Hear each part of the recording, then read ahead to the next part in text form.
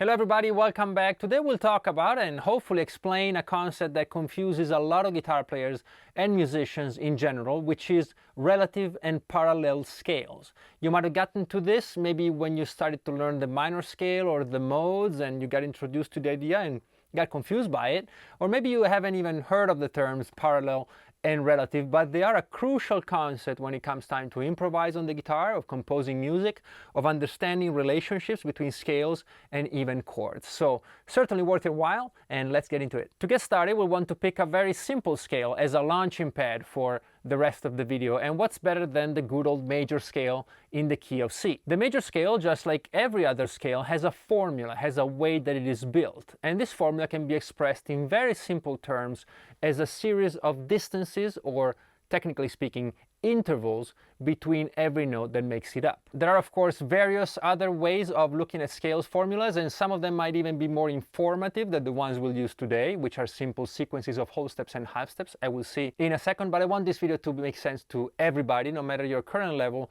so we'll stick to the simplest term. If you're feeling brave though and you want to learn everything about every scale out there, then make sure you check out this video. It's pretty long, but I go through basically every guitar scale. So the easiest way to look at a scale is to start from a tonic, the first note, and then build it as a series of other notes at a given distance from the previous ones. For the major scale, it's a very simple sequence of whole steps and half steps, and a half step is the distance between a note and the one right next to it. So it's the smallest possible interval in music. And a whole step is basically twice that, so it's the second next note. From, for example, this A to the B, as you can see, there's a note in between. That's all you need to know. So for the major scale, the formula is whole step, half step, whole step, whole step, whole step, half step.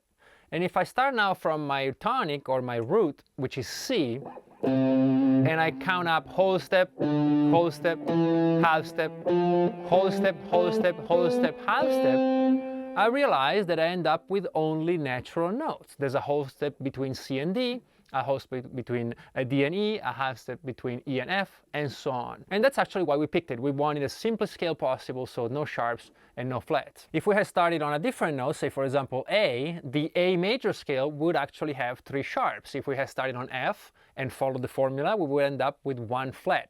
They're still major scales, they're just made up of different notes. They're in different keys. And so here's what a major scale in the key of C sounds like.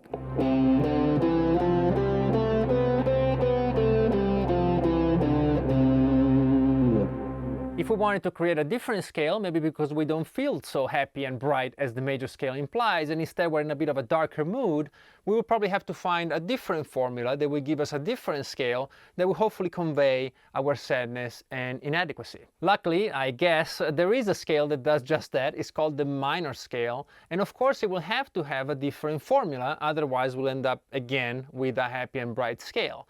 And that formula is the following: whole, half, whole, whole, half, whole, whole. If I start again in my note C as the tonic and change the notes to fit this specific formula, I would end up, as you can see, with 3 flats. These will change the sound of the scale dramatically, and it will sound something like this.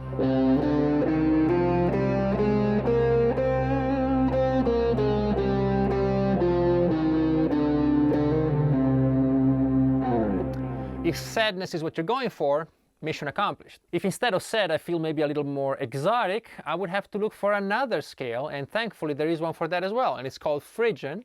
And again, it will have to have a different formula, a different series of whole steps and half steps, and it actually is the following: half step, whole step, whole step, whole step, half step, whole step, whole step.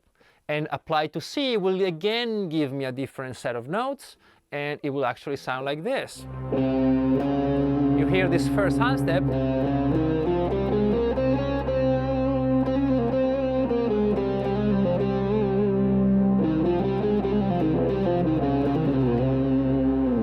and that's the sound of Phrygian. So now we've ended up with 3 very different scales: major, minor, and Phrygian.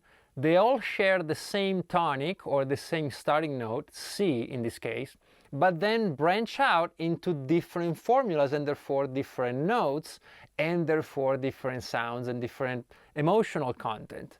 If then we have a scale that has the same tonic but different notes, we call these scales parallel. They're all C scales of some kind, but they have sometimes very different notes within them and therefore different uses and different applications.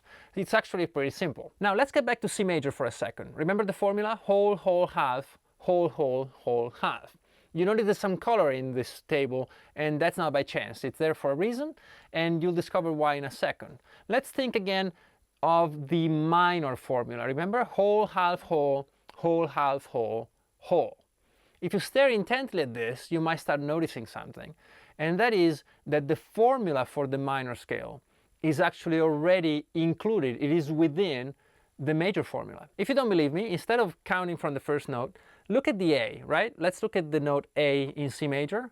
Starting from A, look at that. We have a whole step from A to B, a half step from B to C, a whole step from C to D, and then again we have whole, half, whole from D to E, E to F, and F to G, and then the final whole step from G to A. So the formula of minor is actually already present in major as long as we start on the sixth note. So if I were to start counting the C major scale from the sixth note, I would indeed get a minor scale. Not a C minor scale though, an A minor scale, because my tonic would be the note from which I start interpreting this series of notes. But again, if I play C, D, E, F, G, A, B from A, I get a minor scale A, B, C, D, E, F, G, A, which of course has the same notes, but it is indeed a minor scale. If you don't believe me, I'm going to play the same notes, C, D, E, F, G, A, B, C. With the C at the bottom, you'll hear the sound of major.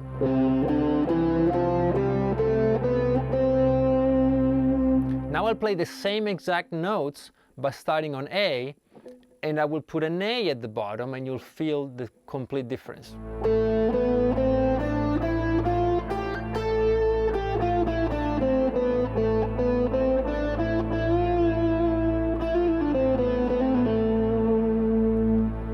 Different scales, completely different, and yet they're made up of the same notes. Let's do one more, Phrygian, right? So the formula for Phrygian is half step, whole step, whole step, whole step, half step, whole step, whole step.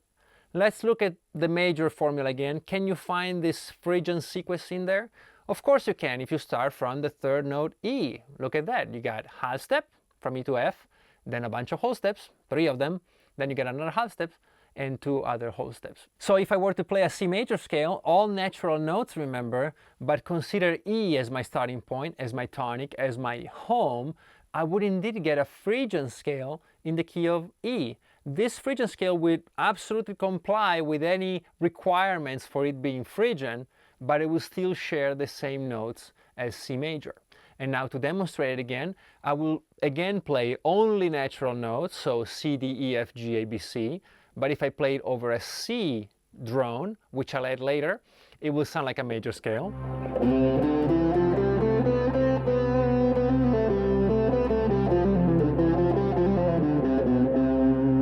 If I play the same exact note but focus on the E as my starting point with an E drone,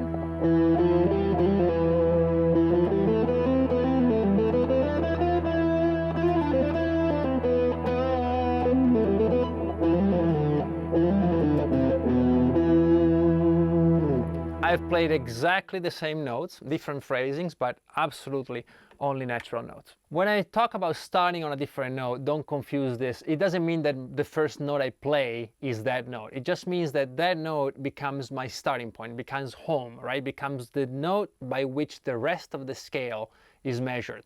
If you're writing a song, it will be the key of your song. So it goes way beyond just playing a certain note as the first note in your solo or in your melody. That has nothing to do with it. So in summary, parallel scales are scales that share the same tonic but end up with different notes by virtue of the fact that they are different scales with their own different formulas. Relative scales is kind of the opposite. They share the same notes but are basically different keys because these same notes relate back to a different tonic.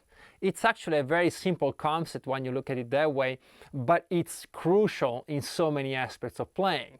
composition, soloing, improvisation, chords even. A lot of this can be brought back. When you have big chords, you can look at them in very different ways. If you start studying modes, you'll find all kinds of weird stuff, starting from major scale, but also from the harmonic minor, from the melodic minor. There are strange modes that are basically the same scale no matter where you start. Those are pretty weird. If you want to find out about all that, I do again suggest you watch this video, the every scale video. Even if you're not sure what you're getting into, it's still, I think, a lot of fun to watch and a lot of fun to listen to all these scales. And you know, no matter your level, you still go a little deeper every time you watch it, and soon it will all make sense. Music sometimes can seem so confusing, but once you get it, it's actually one of the simplest arts, you know, there are, at least where the theory is concerned. Then the actual making music, as you all know, is not that easy sometimes. Anyway, thank you so much as always for watching. If you'd like to like and subscribe, it would really help the channel a lot. If you want all this in a nice and neat PDF and follow up maybe this week, join my Patreon. I really appreciate it as well. But no matter what you do, I look forward to seeing you on the next one.